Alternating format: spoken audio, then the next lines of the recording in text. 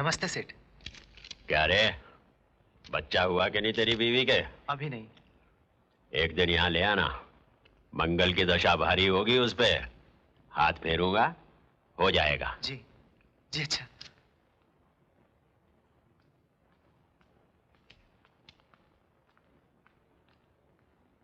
ताऊ, ये लड्डू किस खुशी में बांटे जा रहे हैं? कांति भाई ने हमारे साथ बहुत सालों तक काम किया, पिछले साल उसे रिटायर कर दिया।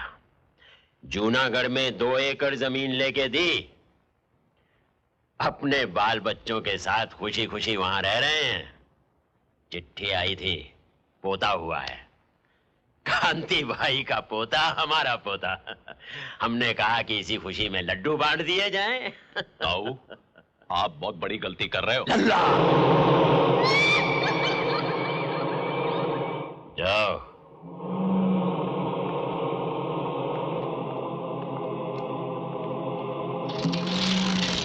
बोल।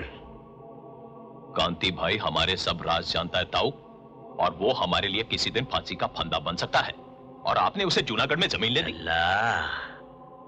लगता है कि जब तू पैदा हुआ था, दाई ने तेरी नाड़ी काटने के बजाय अक्कल काट दी। अरे बैल बुद्धि, कांति भाई जूनागढ़ में नहीं, यहाँ हमारे पास मुक्ति घर में है। मुक्ति घर में ताऊ?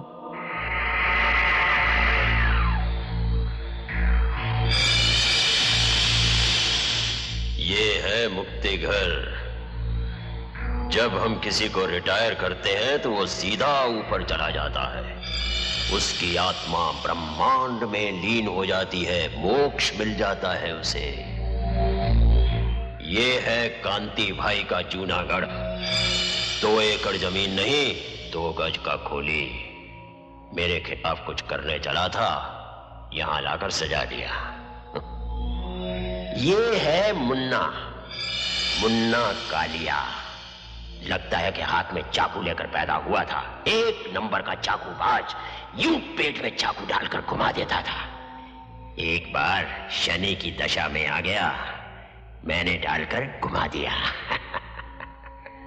ये है रमनीक लाल, वकील, कानून का आदमी, एकदम कड़क काला कोट पहनकर घूमता था।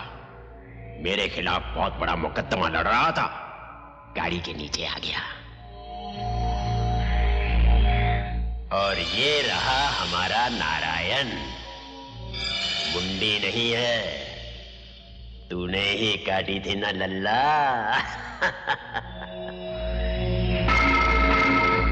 और यहां कुछ दिन के बाद एक शरीर आने वाला है। मोंटो रिटायर हो रहा है ना। मगर मोंटो तो आपका बहुत पुराना आदमी है ताऊ, वो तो आपकी बहुत इज्जत करता है। मोंटो अब हमारे किसी काम का नहीं रहा, उसके हाथ कांपने लगे हैं।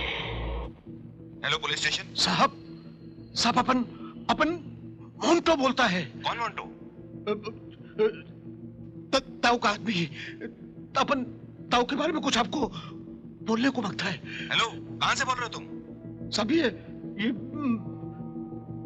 ब्लड पियर है ना, उधर का जो पेट्रोल पंप है, हम उधर से बोलता है।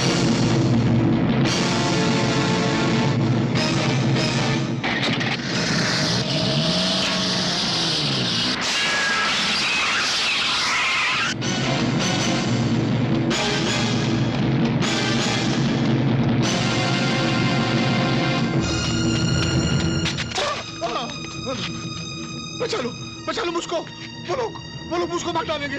प्लीज गौर से बचा लो, कुछ करो।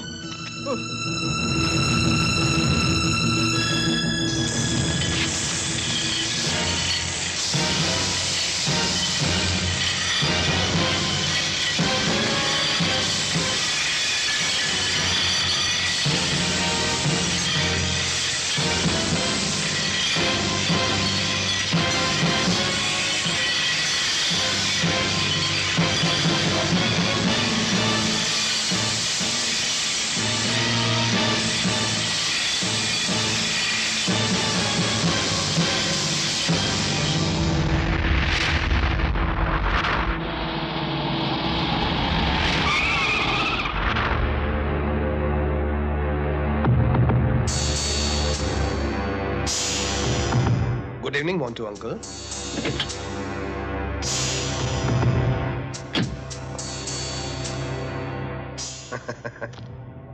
इतने साल ताऊ के साथ काम करने के बावजूद तुम ताऊ को पहचाने नहीं। खैर, हम तुम्हें पहचानते हैं। तुम कब खाते हो, कब पीते हो, कब हकते हो, कब मूतते हो, हम सब जानते हैं।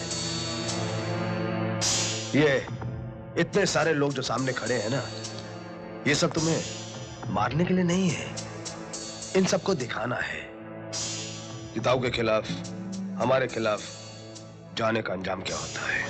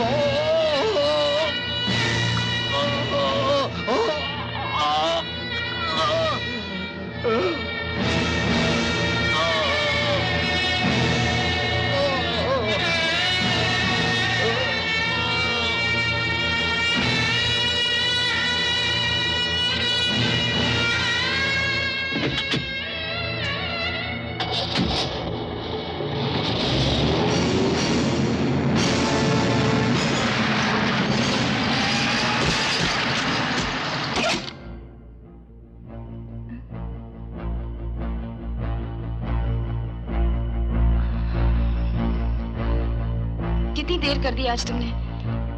मुझे बहुत डर लगता है। एक तो पता नहीं आज लाइट को भी क्या हो गया, सुबह से 3 बार जा चुकी है। खाना गरम करूं? नहीं। क्यों? भूख नहीं है। भूख नहीं है? सुबह भी तुमने नाश्ता नहीं किया। मैं गरम करती हूँ। कहना नहीं। अरे ऐसे कैसे, कुछ तो खाना ही पड़ेगा ना। बोला ना भूख नहीं है, रटपट लगाया करो हर बात की। बहुत जिद करने लग गई हो आजकल। देर हो गई है, जाओ सो जाओ। जाओ सो जाओ।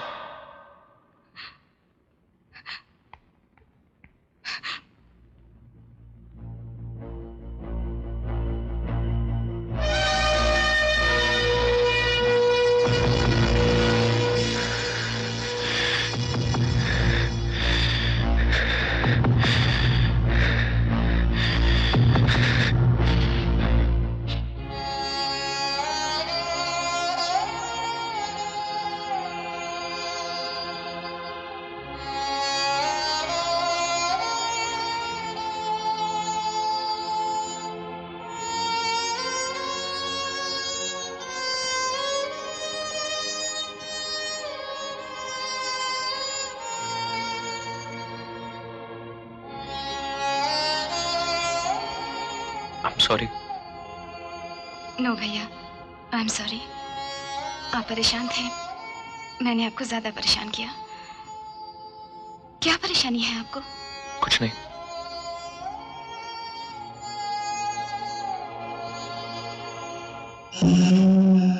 ताऊ के खिलाफ पुलिस को खबर करने जा रहा था। ताऊ के खिलाफ मत्ती मारी गई थी उसकी। अरे मैं तो गद्दार का सारा खानदान ही खत्म कर देता हूं। लेकिन तेरे बाप ने एक काम बहुत बढ़िया किया। एक ही औलाद पैदा की। आजकल गोलियां भी बहुत महंगी आती हैं। ला रे लल्ला।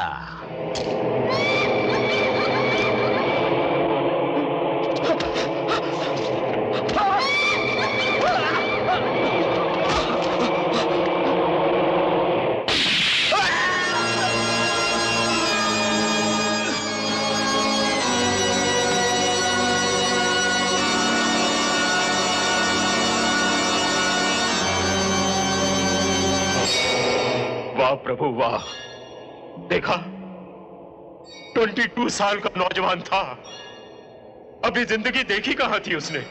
मैंने गोली दाग दी उसके सीने में, वहीं सो गया। अब और कितने पाप करवाओगे मुझसे भगवान? बहुत हो गया, टू मच। मुझे उठा लो भगवान, अब मुझे उठा लो भगवान।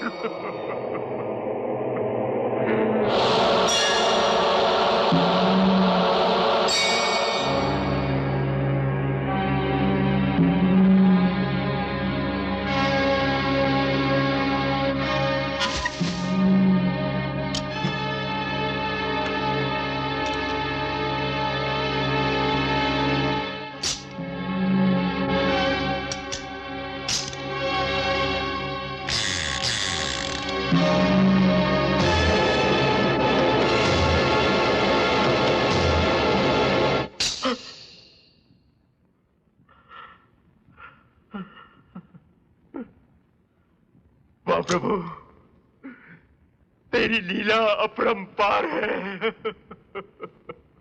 आज जैसे बहुत आगे गए। अरे मालिक के हक की बात कीजिए, मजदूरों के हक की बात करते हैं, मजदूरों की। अब जाए बात मिली सर। सर ये मोंटो का कत्ल सर। सर मोंटो का एक्सीडेंट।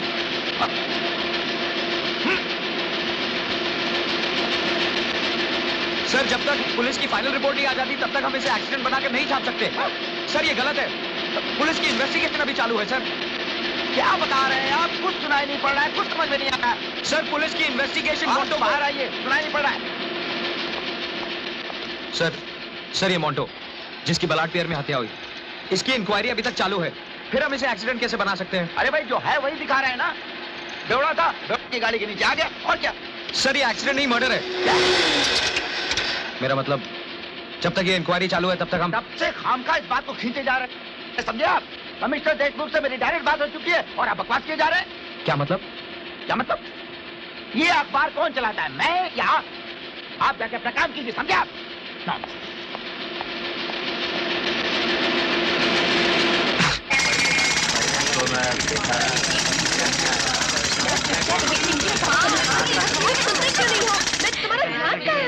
मैं तब से बात कर रही हूँ, तुम मेरी तरफ देख भी नहीं रहे हो। कहाँ देखते रहते हो? पता नहीं, मैं भी नहीं बात करती तुमसे। जाओ। हाँ, सुनो ना, तुम सुनते क्यों नहीं हो? क्या हो गया है तुम्हें? तुम कुछ बताते भी क्यों नहीं हो? आजकल देखती हूँ मुझसे उखड़े उखड़े रहते हो। यही हाल अभी रहा तो बाद में क्या होगा? I just understand. क्या टांगे हैं। अगर टेलर मास्टर थोड़ी सी और कंजूसी कर देता ना तो कसम से मजा ही आ जाता।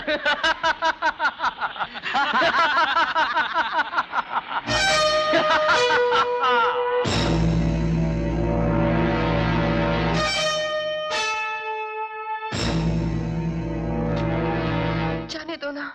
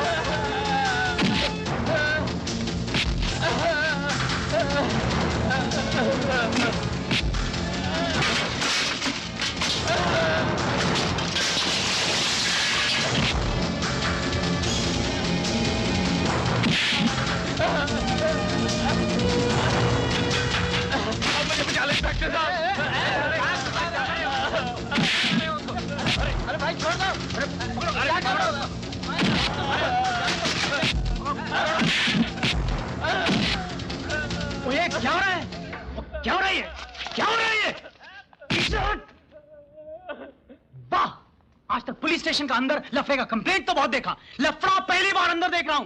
क्या रे, बहुत चर्बी चढ़ी क्या तेरे को? मुझसे क्या पूछता, उससे पूछ। पूछ अपनी औलाद से क्यों मारा मैंने उसे। तुम लोगों की मेहरबानियों की वजह से ये लोग पल रहे हैं। बंद कर दो साले को। एक बार जेल जाएगा सारी गर्मी निकल जाएगी। मुझे बंद करने से क्या होगा इंस्पेक्टर? होश में आ, मतलब समझ इस कुर्सी का। इस शहर में जो मौत का तांडव हो रहा है उसके जिम्मेदार तुम लोग हो। ज्यादा दिन नहीं चलेगा ये सब, सुन रहा है तू? इंस्पेक्टर साहब, उस गुंडे ने इनके साथ बदतमीजी की थी, तभी प्रशांत से उसकी हाथापाई हुई। हाँ इंस्पेक्टर साहब, उस गुंडे ने मेरे साथ बेहुदा हरकत की। देखिए, आप लोगों के कहने पे छोड़ देता हूं इसे।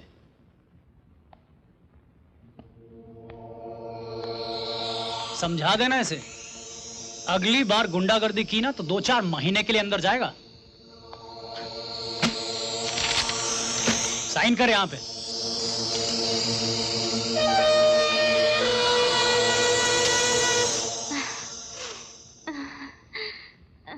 अभी तुम्हारी उम्र ही ऐसी है प्रशांत, तुम्हारी आगे पीछे सोचने की समझ पकी नहीं है, समझ जाओगे।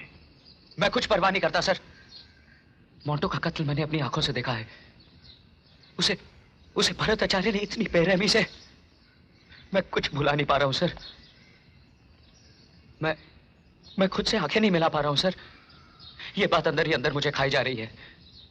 पुलिस ने इसे एक एक्सीडेंट बनाकर फाइल बंद कर दी। अगर मैं नहीं बोलूंगा तो मोंटो की मौत सिर्फ एक एक्सीडेंट बनकर रह जाएगी सर। ये सच मैं पुलिस को बताऊंगा सर। तुम्हारा ये सच तुम्हारी बहन के लिए अभिशाप बन जाएगा प्रशांत। मुझे भी पहले सच्चाई और आदर्श बहुत रास आते थे। बिल्कुल तुम्हारी तरह सच्चाई के बारे में बातें करते हुए मेरी आंखों में चमक आ जाती थी। एक दिन कॉलेज में 4 लड़कों को नकल करते हुए मैंने पकड़ लिया। मुझसे कहा गया कि उनमें से एक को छोड़ दो क्योंकि वो कॉलेज की कमेटी के चेयरमैन का लड़का है। मैंने एतराज किया क्योंकि मेरे लिए तो चारों विद्यार्थी एक समान थे। मेरे उस दुस्साहस का मुझे इनाम मिला। मुझे कॉलेज में से निकाल दिया गया। मेरी पत्नी ने दरवाजे पर खड़े होकर मेरा स्वागत किया गर्व के साथ। इसी पत्नी ने, और अब पूछो इससे कितना भुगतान कर चुकी है ये मेरे आदर्शों के लिए। क्यों पड़ी है बेचारी तुम्हारे सच की लाश। और ये देखो,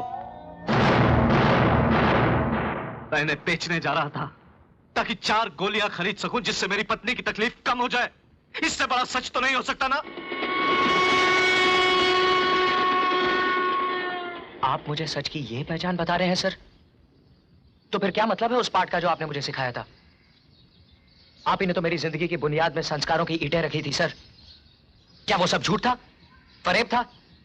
अगर वो सब झूठ और फरेब था तो मैं पूछता हूं हमें हमारे संस्कारों में ऐसा झूठ और फरेब क्यों सिखाया जाता है सर? बोलिए सर। आप मुझे मेरी इन आंखों से पहचानते हैं ना, तो फिर देखिए इन आंखों में, देखिए सर।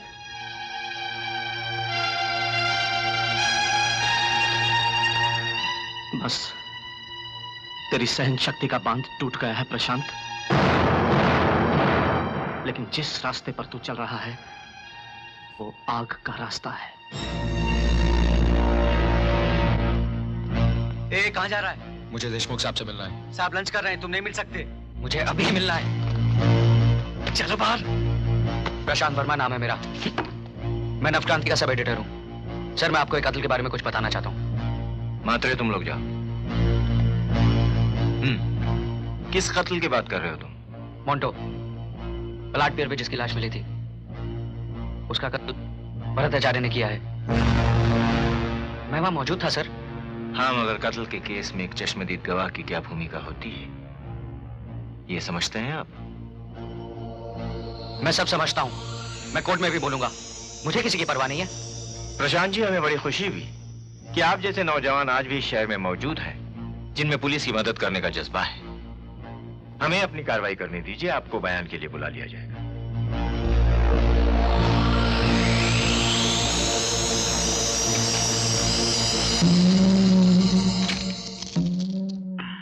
ताऊ, देशमुख का फोन।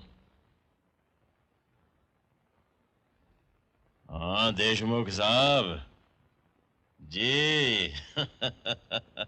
अरे देशमुख साहब, ये भी कोई बुरी खबर है? मैं खुद ही उसे बुलाकर बात कर लूंगा। मुझसे मिलेगा तो समझ जाएगा। क्या हुआ ताऊ? इस शहर में बेवकूफों की कमी है क्या?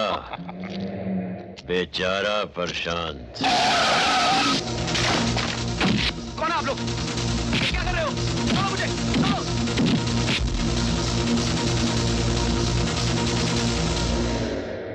तो हमारा भाव तुम्हें नहीं जम रहा है?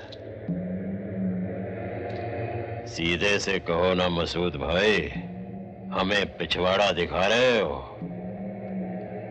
एक बात कहो, गांठ बांध लो, सांड को कभी पिछवाड़ा नहीं दिखाना, मार देगा।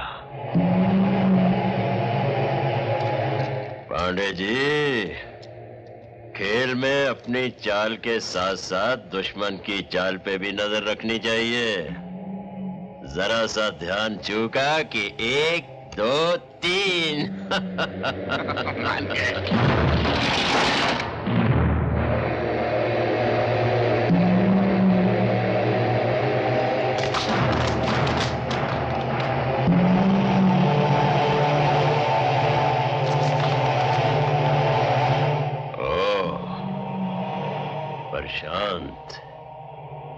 प्रशांत साहब, हाँ, कितनी उम्र होगी तुम्हारी? हाँ, 23, 24? तो उस रात तुमने मोंटो का कत्ल होते देखा? हाँ? ये शहर कुछ ठीक नहीं है प्रशांत बाबू। इतनी रात गए अकेले नहीं घूमना चाहिए। मुझे यहाँ क्यों लाया गया है? देशमुख के पास गए थे ना तुम, गवाही दोगे? भरत आचार्य भतीजा है मेरा, ताऊ का भतीजा। नाम सुना है ना मेरा? हाँ? बहुत नाम सुना है तेरा। शहर के लोग तेरा नाम बड़ी इज्जत से लेते हैं, क्योंकि दिन के उजाले में तू शराफत का नकाब पहनकर निकलता है। मगर मैं तेरी असलियत जानता हूं ताऊ। तू एक ऐसा शैतान है जिसे ऊपर वाले ने गलती से इंसानी शक्ल में नीचे भेज दिया हो। तुझे कोई स्पेशल भेजा है? तू कहां बकवास करता है रे? ये कोई तरीका है शरीफ आदमी से बात करने का? भला बताइए, सारा शहर जिसे पूछता है। सारा शहर नहीं, तुझ जैसे लोग इसकी पूजा वही करते हैं जिन्हें ये अपने गुनाहों का हिस्सेदार बनाता है। प्रशांत, चिल्लाओ मत ताऊ, मैं तेरी शैतानी हुकूमत को खत्म कर दूंगा ताऊ। मैं तेरे चेहरे से ये शराफत का नकाब नोच डालूंगा ताऊ। तेरी तो लल्ला,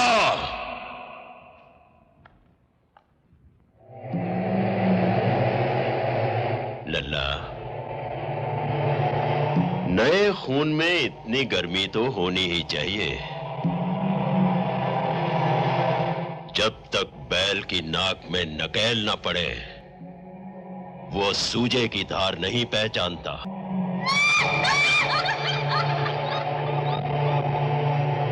नादान छोकरे, तू अभी तक ताऊ को पहचानता नहीं। मैं इतनी ऊंचाई पर खड़ा हूं कि मुझे देखने के लिए गर्दन इतनी ऊंची उठानी पड़ती है कि रीढ़ की हड्डी टूट जाती है।